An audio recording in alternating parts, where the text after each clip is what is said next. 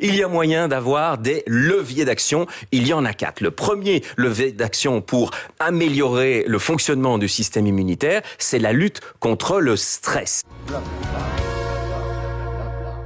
Et Patrice Goldberg, donc notre Monsieur Science, est avec nous pour nous dire aujourd'hui comment on peut soigner, doper un peu notre système immunitaire. Absolument, dans cette période difficile de pandémie, c'est l'une des questions qui vient le plus souvent. Comment est-ce que je peux faire pour essayer d'améliorer le fonctionnement de mes défenses immunitaires? Alors la bonne nouvelle, je vous l'annonce tout de suite, c'est qu'il y a des leviers d'action. Il y a 4 leviers d'action et je vais vous les développer. Mais au-delà de ça, auparavant, il faut bien se rendre compte que notre système immunitaire, en règle générale, il fonctionne assez bien. Parce que depuis notre naissance jusqu'à notre mort, nous sommes en permanence confrontés à toute une série d'agressions, d'intrus qui peuvent être des virus, des bactéries, mais ça peut aussi être des agressions dues au froid, au vent, à la pluie, à la chaleur, à toute une série de particules polluantes et tout ça. Et notre système immunitaire, il fonctionne très bien. Et la plupart du temps, on ne s'en rend même pas compte. En réalité, il se bat en permanence contre des intrus et il remporte la bataille. Simplement, tant mieux si on ne s'en rend pas compte, c'est que les choses sont bien faites, c'est que l'armée fonctionne bien, c'est que les petits soldats de notre armée fonctionnent bien. Bon. Après, il y a des éléments qui peuvent affaiblir le système immunitaire. C'est assez simple, c'est l'usure de l'âge.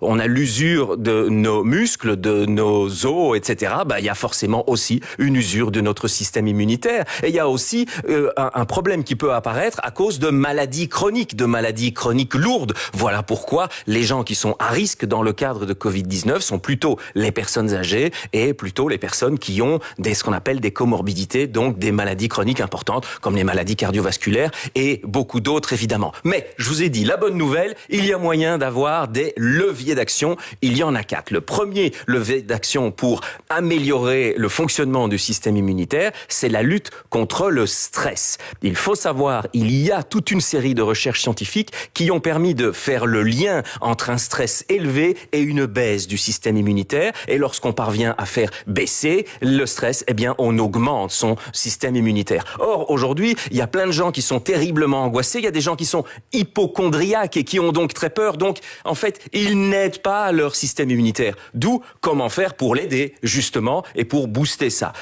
La manière est de se consacrer à de la relaxation. Il faut relaxer son système en se relaxant soi-même. Et il y a plein de méthodes pour ça. Il peut y avoir du yoga, il peut y avoir de la méditation, il peut y avoir le Qigong qui est cette sorte de gymnastique issue de la médecine chinoise. Il y a toute une série de techniques qui permettent de se relaxer et donc de faire baisser le niveau de stress pour faire augmenter le bon fonctionnement donc de notre système immunitaire. Le deuxième levier d'action, c'est de s'intéresser au maximum à notre meilleur allié. Et notre meilleur allié, c'est quoi? C'est ce qu'on appelle notre microbiote. Avant, on disait que c'était la flore intestinale. Oui. Maintenant, on appelle ça le microbiote. C'est la multitude de bactéries que nous avons dans notre intestin.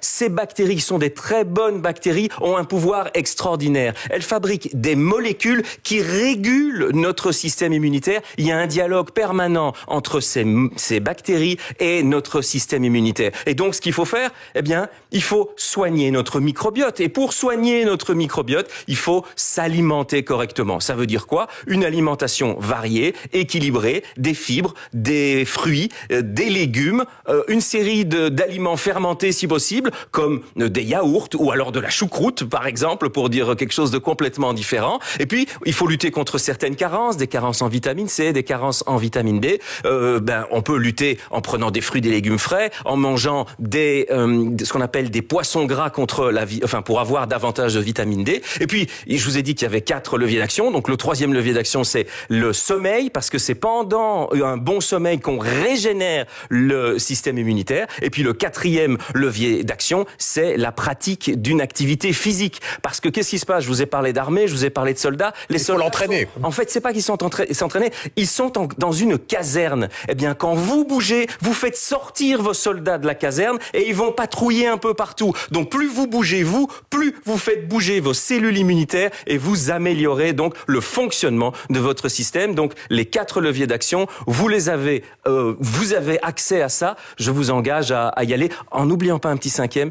Rire permet aussi d'améliorer le système immunitaire. Ne l'oublions pas. Ah bah, c'est toujours bon à savoir. Et on en a besoin du rire, justement aussi dans cette période, notamment pour ça.